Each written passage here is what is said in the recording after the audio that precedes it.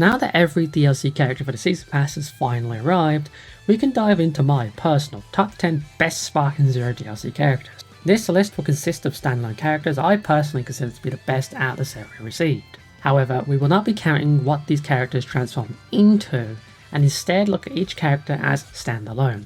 This means that Super Saiyan Vegeta, for example, would get his own slot instead of being grouped up with Super Saiyan 2 Vegeta. I'll also refrain from using any team comp builds outside of, switching times, and items won't be taken into consideration. And lastly, I should emphasize that this is my personal opinion. If you think a DLC should be higher, lower, or on this list, then comment your thoughts down below. Without further ado, let's jump into number 10. Listen up and listen good. We're sick and tired of your nonsense. Probably a big surprise to most of you watching, but yeah, Pansy's definitely a strong secret weapon in the right hands. Let me explain the positive. Pansy has extremely fast key gain, meaning ultimates and high tension is pretty easy to access. She has a 2 key bar projectile super and a 4 key bar unblockable ranged grab attack. Her ultimate is a ranged volley attack that leads into a cinematic too, which makes her a pretty difficult character to read and predict. Additionally, she has a deceivingly big paralysis skill that has a long and lingering hitbox which catches opponents off guard consistently. Finally, she has a free ultimate skill that gives her a big attack and super attack boost for 15 seconds. On top of her fast speed and key generation, she also has an extremely small switch timer that makes her a reliable in-betweener for any team she's on. However, the benefits unfortunately end here. She can struggle to penetrate characters with super armor unless she's in high tension.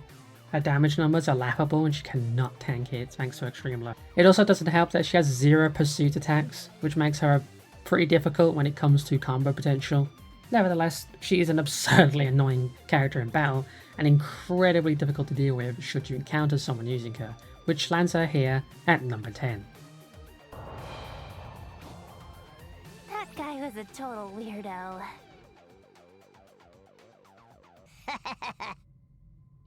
You're gonna pay for making me and my friends small. Bring it on, you jerk! Specifically the one that came with the second DLC pack, base form Mini Goku is about as standard as it gets. Alongside a reasonable stat pool, Goku has a solid kit that you expect from a base form.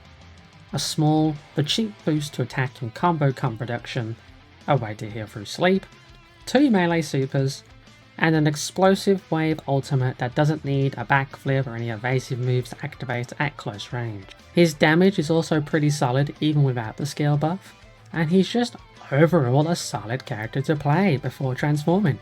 However, he retains the biggest issue that his pre-order bonus version suffered with, and that is his lack of range.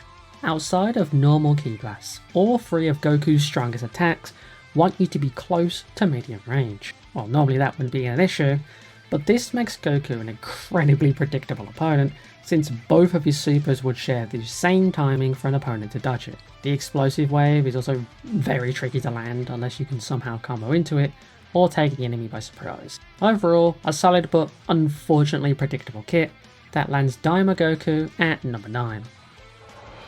Well, guess that's that. I'm gonna have to work harder to get a hang of this new body.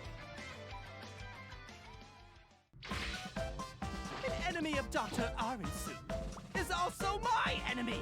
Majin Ku takes every benefit from the previous 2 characters and combines it into a good character with tons of mind games and unpredictable plays. Although he can initially struggle damage-wise, Ku can utilise Majin Power, one of his skills, to gain a boost to his attacks for nearly 30 seconds. Essentially, this means you can either use the skill stocks to constantly keep Ku buffed, or you can save the stocks for his 20% heal skill that costs 4 skill stocks to use. Let's also discuss his super attacks real quick. The Crescent Energy Wave is really strong at catching people off guard due to its strange pathing. The blast intends to hit the back of the opponent, going into the sky to do so like an airstrike. However, it can also be used as a way to punish someone for missing an ultimate or super attack without risking getting sucked into its hitbox by accident. The corkscrew attack is also pretty good for make a distance, and its value is further increased by the sheer fact that it's unblockable on contact. Lastly, his ultimate attack is absurdly quick and reaches incredibly far. Although it can be blocked, this ult is really tricky to learn how to dodge due to its unpredictable speed and inconsistency. All in all, Ku is a very tricky character with few weaknesses that can really make the opponent second guess their tactics and methods during a fight due to Ku's unpredictability and formidable kit. Well, that must have stung.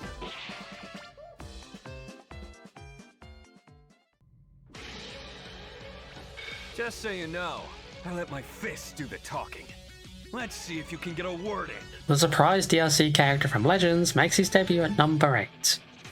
With a great stat pool, basic but effective set of super attacks, and a strong skill set, Shallot essentially does a better job at serving as a decent all-rounder. His damage is great, his skill set is strong, and Shallot is overall a very decent character to play. For starters, he gets access to an attack buff skill for 15 seconds that also supplies him with 2 key bars. Although uninteresting on its own, this skill can seriously give Shallot a lot of flexibility during tough situations in a fight. For example, this skill can give Shallot the key he needs to follow up a combo with a super, or even gain access to perception. Again, thanks to the key nerf it received. Wild Sense is also a notoriously reliable and strong invasion skill, popular for how much it saves people's asses against aggressive opponents. Honestly, Shallot is a pretty simple all-rounder who has the numbers to keep up with some of the strongest in the game. However, his biggest issue is definitely his key gain. He charges and generates ki incredibly slow, making it a little tricky to navigate and manage in a tight spot. Other than that, he's a strong all-rounder who hits hard and can apply a lot of pressure to the opponent with very few weaknesses to worry about. Any last words?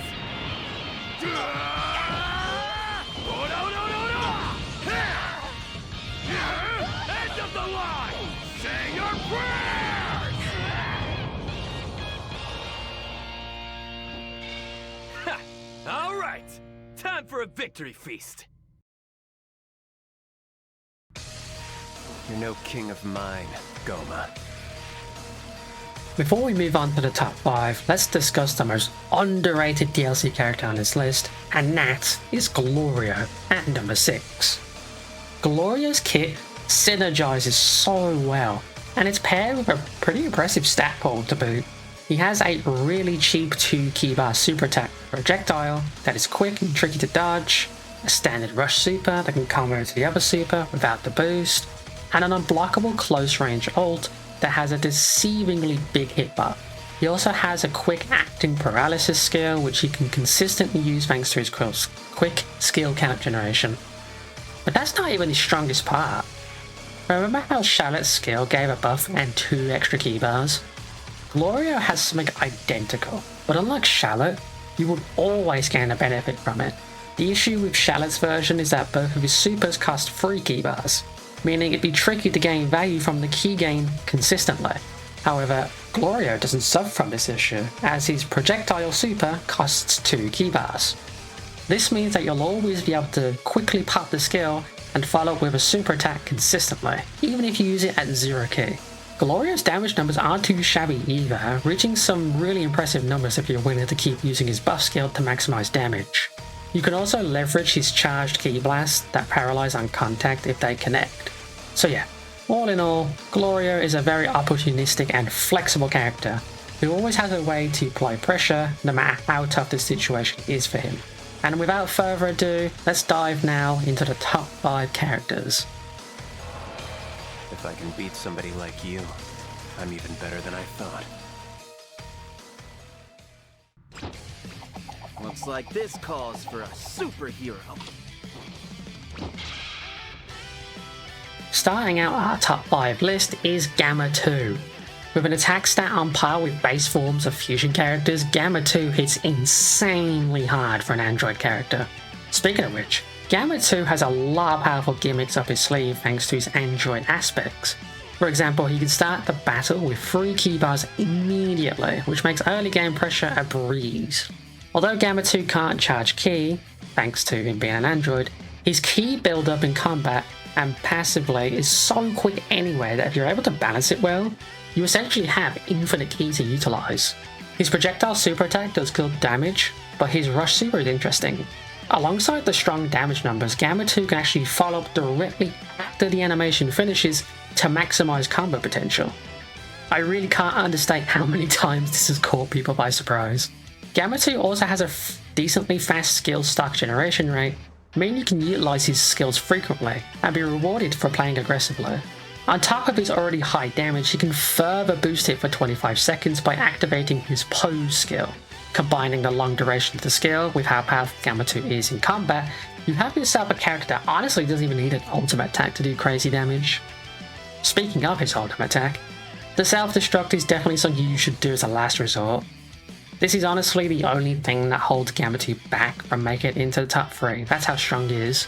Thankfully, the ultimate is unblockable, but it really requires Gamma 2 to step back in order to use it in close range, unless you're above the opponent.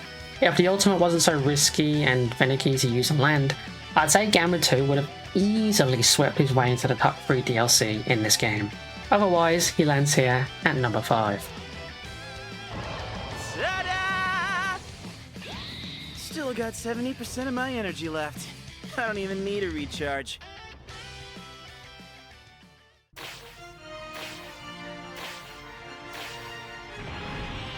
Game over, Gomer. You're no match for this form. Now we get into the controversial side of my picks for the top 5. Number 4 goes to Mini Super Saiyan 4. Right out the gate, Mini does damage. Like, insanely high damage.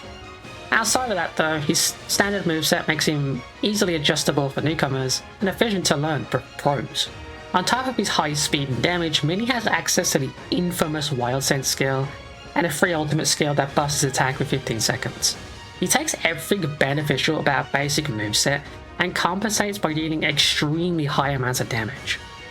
The only downside would have been the tracking of his melee supers. Both melee supers use missile-like tracking, meaning a simple sidestep can be done to avoid it if used from afar. This also makes you vulnerable to projectile super attacks and ultimate attacks. Other than that though, you have yourself a decent all-rounder with an absurdly high attack stat at number 4.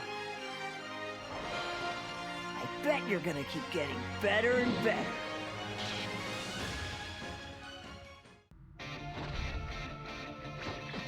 Now that I'm finally back to normal, you're going down. Breaking into the top 3 is Daima Super Saiyan 4 Goku, specifically the adult version. You might be surprised to see that he's not 2 or even number 1 on this list. Let me explain. Much like the previous entry, his damage output is crazy good. However, during testing, I've noticed that his moveset has a lot of sectors that can make him quite vulnerable to counterattacks. His projectile super attack is pathetically easy to dodge or get around, leaving Goku stuck in a launching pose for a long amount of time. His rush super also follows the missile tracking system, meaning you can't alter your route mid-flight, which also leaves you susceptible to dodges and counterattacks. His ultimate is completely fine though, following the typical pros and cons of a projectile ultimate attack. Outside of these unfortunate downsides, Goku's an absurdly powerful character when it comes to combos and attacks. His explosive wave skill grants him an attack buff, regardless of if it actually connects or not. His free ultimate skill also grants him a buff on top of the free high intention, meaning Goku is going to consistently hit like a truck. And lastly, all of his moves work on giants. So you won't have to worry about any of his moves not working on the big characters of the game. Overall, Daima Goku is an impressive and cinematic masterpiece with glaring flaws that just barely shy him away from the top spot on my list. Still, don't mistake my criticism of his kit as me calling him bad or anything. Daima Super Saiyan 4 is absurdly strong, but there's 2 more DLC characters that do his job just a little bit better. My hard work is paying off, but I still got a ways to go.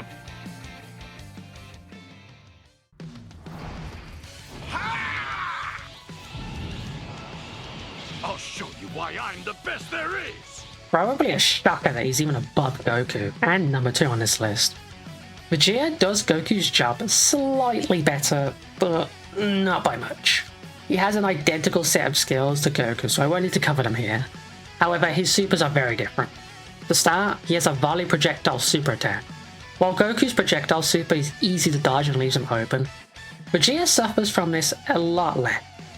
It's typically harder to dodge volleys due to how inconsistent and random their pathing can be, meaning you'll get value out of using it more often. His second super is a Warp Rush super attack that costs 4 key bars. Unless you know by heart how to dodge this variant of super, you are almost always going to get hit by it. Additionally, this super doesn't even need to land to be useful. This super allows you to go from across the map to in front of the opponent in a second, regardless of how close or far you are. For that factor alone, this makes his second super extremely useful, and almost always valuable in a fight. However, his ultimate is as basic as a projectile ultimate can be, which is where the difference is between Goku and Vegeta end. Oh, and all of his supers can work on giant characters in case you were curious. So yeah, Vegeta is pretty similar to Super Saiyan 4 Goku, but his kit is just that little bit more versatile and oppressive.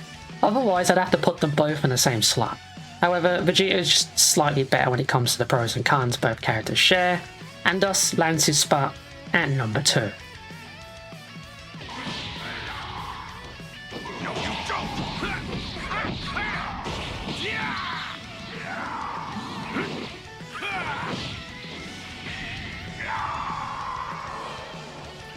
Not bad at all. I could get used to this power. Before we unveil number 1, let's quickly go over some honourable mentions that would have made the list but didn't for one reason or another. Orange Piccolo. It was between him and Daima Mini Super Saiyan 4 honestly, but during testing I found Goku to overall just be the stronger version. Otherwise, he's a pretty reliable and strong character in his own right. Super Saiyan 3 Mini Vegeta. All you really need to know here is that he's just a slightly weaker than the adult version in my opinion. Otherwise, he probably would have shared the slot. Super Saiyan Daima Goku. Although a decent character, I still found that he suffered similar weaknesses to his base form despite the changes, and thus he never made the list. Ultimate Gohan. Seriously underrated character with high damage and combo potential. Yet despite this, I still found him to lag behind Gamma 2 in terms of power and versatility, so he didn't make this list. Power Awakening Piccolo. Another underrated character who unfortunately, again, came short as Gamma 2 did what he did, but a lot better. Gamma 1. Gamma 2 seems to strike again. Gamma 1's Rush Super could be followed up, and thus I found Gamma 2 to be slightly stronger in that regard due to his pressure. Otherwise, they're pretty similar. Goma and Giant Goma. Although his attack stat in both forms is absurdly high, I found his moveset to be really awkward and clumsy, especially his staggeringly slow ultimate attacks. Majin Du. After comparing him and Ku in testing, I found Ku to just be slightly stronger. Otherwise, they're actually pretty similar. Cell Max and Orange Piccolo Giant. Strong giant characters, but unfortunately really susceptible to getting overwhelmed by strong characters such as UI Goku. And thus, without further ado, and you probably guessed who it is at this point, here is my personal number 1 strongest DLC character in Sparking Zero. Tell you what, if you're willing to surrender, I'm willing to let you live. What more really needs to be said here, let's be honest. Massive damage output, versatile skill set, high speed and more make Beast Gohan leagues above most characters in this game. Combine that with the fact his moves work on giants, there really are no exclusive characters who'd stand in Beast Gohan's way without getting hurt. He has a standard projectile super which does great damage, a Warp Rush super that has the same benefits as Vegeta does but a slightly higher damage output, and an extremely fast Rush ultimate that does high damage. But it gets even better. Both of his skills buff Gohan even further. His Beast Sense gives him a big attack buff for 5 seconds, clearly designed to be followed up with a super ultimate attack. His free ultimate also gives him a massive attack boost for 15 seconds, further amplifying his already terrifying damage output. Gohan also has a crazy amount of health, meaning he'll take more effort and punishment than most to actually bring down compared to other characters. Honestly, there's not really much I can say about Gohan. There's not really much I can put into words about how incredibly powerful he is. His kit synergizes well, his lethality is insane, and he is, without a doubt, the best Dragon Ball Sparking Zero DLC character in the game, in my opinion. Wide open. Right there! At least we both have fun. Thank you so much for watching my personal top 10 best DLC characters in Spark Zero. I know this is probably a bizarre and maybe controversial type of list I made, but this is all from my own experiences, my own time using and testing each character, so if you agree or disagree, let me know in the comments below. And hey, if you want, share your top 10 lists in the comments as well. I'd love to see them. But yeah, if you wanted to enjoy this type of video and you want to see more, leave me a like, comment, and also subscribe if you're new. But yeah, thank you so much for watching, thank you so much for the support, and I'll see you all in the next video. Peace out and goodbye.